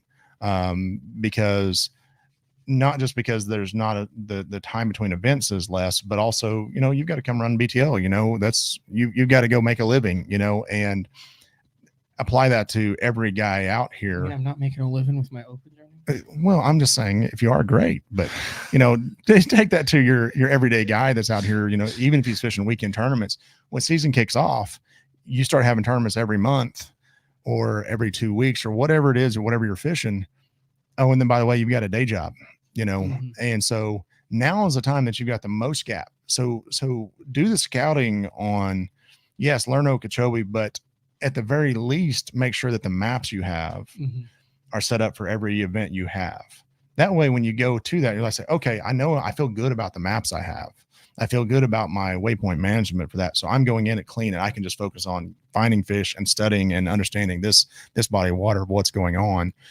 Because at the end of the day, until you actually get to Okeechobee, you don't know what the weather is going to be. There's so many factors that you can do a lot of pre-practicing before you practice, but you can't actually know what the fish are doing until you get there. Black Friday sales going on through Black Friday. Yes. I mean, that short answer is yes. There's probably going to be some that are going to filter into, through December as well. But Black Friday is always the big one. We are going to have the Garmin 93s. You want to talk about a great intro unit into 9-incher. Yeah, 9-incher. That's what I ran. So you ran for 4 years. Yep. up until this past year. Yeah. So we'll have those, for $700. It'll come with a GT54 side imaging transducer, which is not a bad starter unit. If someone's trying to get into it, but it's cheap. And we have the LVS 32. So we get special buys with Garmin from time to time. And these are actually refurbished. And now people say, oh, I'm scared of a refurbished. Well, let me explain what a refurb actually is. These are units that got sent out when they were originally sold, and they had an issue within the first 30 days. They got sent back to Garmin, and Garmin looked at them and said, hey, we're going to refurbish them. Well, they sent them back to their factory and have their factory go back through them and basically replace the guts. They put them back together and they test them and they say, hey, these are new units. If you had them sitting side by side, you never even know the difference. But they know that they've been installed. And so in good faith and good conscience, they can't go sell them as new units because they've been installed, even though you would never know it because they've been completely redone. They've been repaired. They've been repainted. You wouldn't know. They come with a factory 1-year warranty.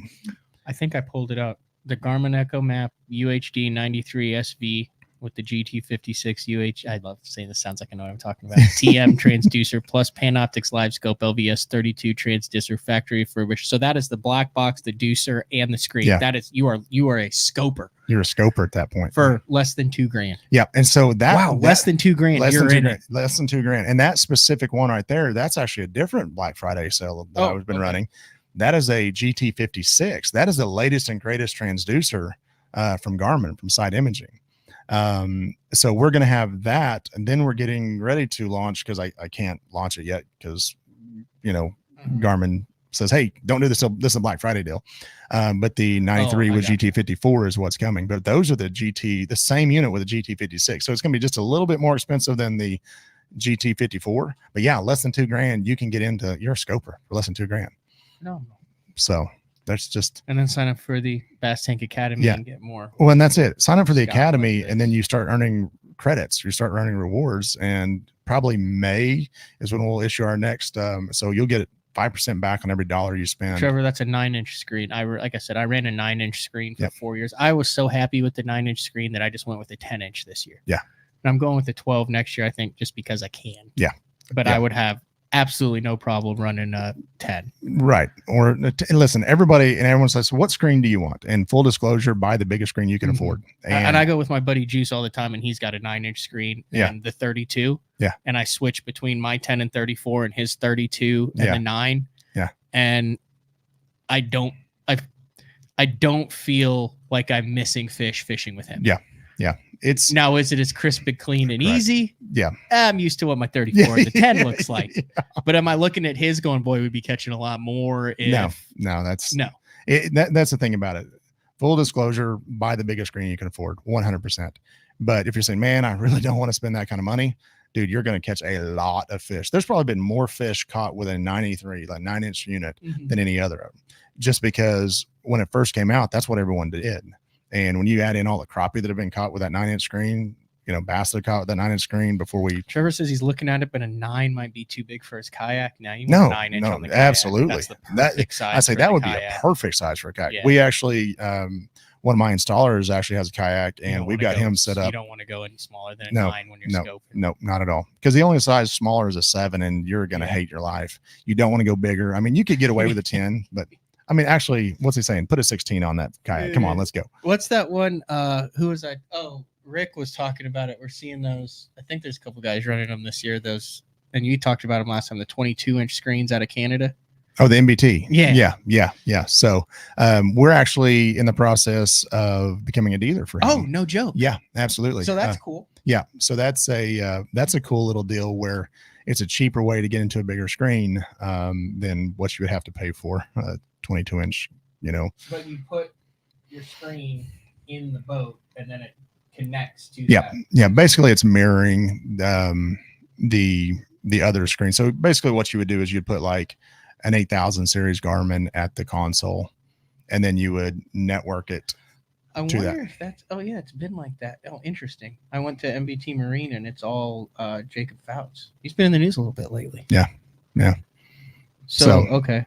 So yeah, we're in the process. I talked to him just probably a week or two ago, and MBT. NBT. Yeah. So he sent me all the paperwork. It's on me to get it done. And so we can set it up and get it on the website. So you need anybody to test stuff. Yeah. Are you, look, if I need someone to break stuff, that's I don't break stuff. No, you don't break stuff. I do not break stuff because you won't try anything. You're scared to touch. I will try an MBT screen. Yeah. Matt's too scared to touch stuff. And Can that's I why. scope on that thing? Oh yeah. That's the point of it, is to get a big scoping screen. 100%. I've got it pulled up right now. Yeah. Yeah. Absolutely. I'm serious. We might have to talk about that. Okay, I'm gonna have to see what it would take to get into one of those. Yeah, we'll have a discussion. What would the wind resistance be like that? Like Rick was talking about, he's like, well, every graph you put on is like 1.5 miles. Yeah. He's not a big fan of weight on the front of the boat, obviously. Yeah. He also puts the most crap on the front of his boat too. But he's, Yeah. he wants people to be like, I got an 80 mile an hour cat. But Yeah.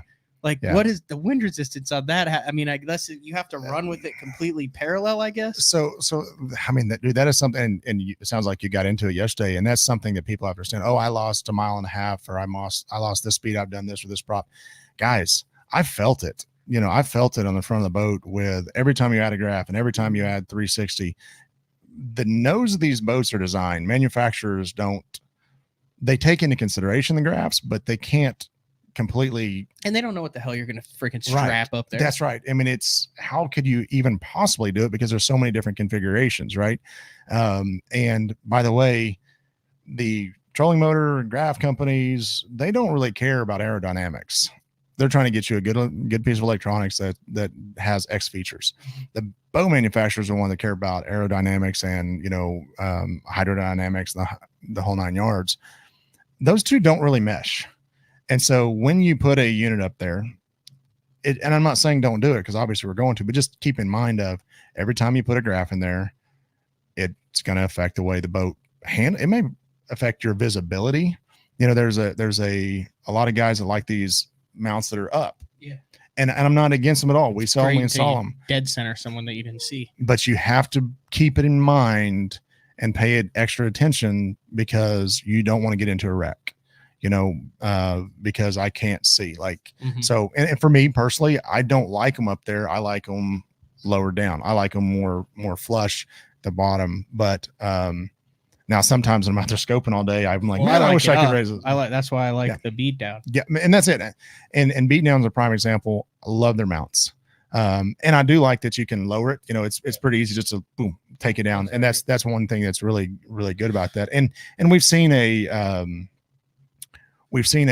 gravitation, a kind of a little bit of a shift with some of those extendable, where they either fold down or something. They've recognized, hey, we need this to kind of not be up there. So yeah, beat down is fantastic from that standpoint, because it's rigid, it real quick drops, and then I can take off and go. So I need an AquaView, the MBT marine screen, and the saltwater transducer. All right, let's go. Turret. All right. Okay. And a 360. Yeah, and then I'd also like to put a couple of off of each power pole in the back. Yeah. And then I want one shooting straight down. Okay. And then I'd like one a 34. No, a 34 down. Okay. And then a 34 out. Okay. And then a saltwater on a turret. Okay. All right. And what are we gonna do for perspective? You forgot that one. Oh yeah, can we put another? Yeah. Can we put a turret on each side? Yeah, put a turret on each side. Let's put perspective on one and the saltwater on the other. I'll tell you what I'll do. Another different. I'll set up. I'll wire it where they're automatic, so they're just constantly sweeping back and forth, and then you can just override just slow. And then obviously, what I learned at Lake of the Ozarks was you need one while you're driving. Yeah. Like on a turret next to you, so you can look up under docks. Yeah. That is linked, and then that goes to the twin 16, so I can have mapping on one, and then I also need to be able to have my AquaView so I can see it through that. Yep. And then my Garmin. And then get you one of those old phones, where you can put it in there and crank it and shock fish out of the. Is that too far? Did we go too far? You know what? All of that is being done this year at the top level and someone at the down. Like what I said, that was kind of a joke, but at the same time, it's not a joke. It's not a joke. It's at the top level, fine. Did I mention did I leave anything out that guys are doing? The only thing that I think you're going to start seeing is, as people are leaning more and more and more and more heavily into forward facing sonar, you're going to start seeing these trolling motors show up on the back of boats, the brakes, if you will. And so what they are is they're literally trolling motors that are pointed backwards. They give you reverse I've heard thrust. about this. I think you're going to start seeing this trickle And then in. you hit the button, and then instead of washing the fish out, you see a fish 80 feet in front of you, and you hit it, and they go, and it keeps you 80 feet from it. And then you can so actually instead of having to spin it with the prop going, it's 20 feet back, it just can slow you down. Yeah. And I want those too. And you can keep looking at the fish. Because if you now there's obviously there's as neutral and motor, the power pole move has a reverse button as well. The Quest has the prop will literally spin backwards without having to spin the trolling motor a different direction. And so that works, but now we're still 20 feet closer and we're washing that fish out. Whereas these other guys, it's a good idea, but it is, every angler has to decide how much is too much. Forget about if I've got all the money in the world, how much is too much on my boat. And I like a clean boat. I start getting annoyed if there's everything under the sun. Now I'm strongly considering running a 360 this year, especially when I go north. Yeah. That's it. Just down here, okay. But when I go north, I'm probably going to have a 360 because when I'm looking for those rock reef edges, I can see it with live scope, but I can position the boat better if I can see it on 360. Is the MBT a touchscreen? Yes. Holy cow. Yeah. Yeah. Okay. We'll talk about it. Fine. We'll talk about it. I'm just saying. Yeah. We can't do it with your current Echo maps though. It has to be an 8000 series. So, well, there's some things we need to talk about and iron out on that. But I also heard, can you link a Lowrance and the Garmin into it? That one I don't know.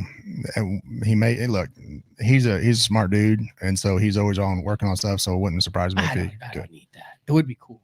Yeah, we'll talk about it. We'll talk about it. What else we got to get in here? We are an hour and 50 minutes in, Scott. I mean, I didn't want to hijack it with sales, but I do want everyone to know that it's Black Friday, because if I can save anybody money, I want everyone to know about it. So we got that going.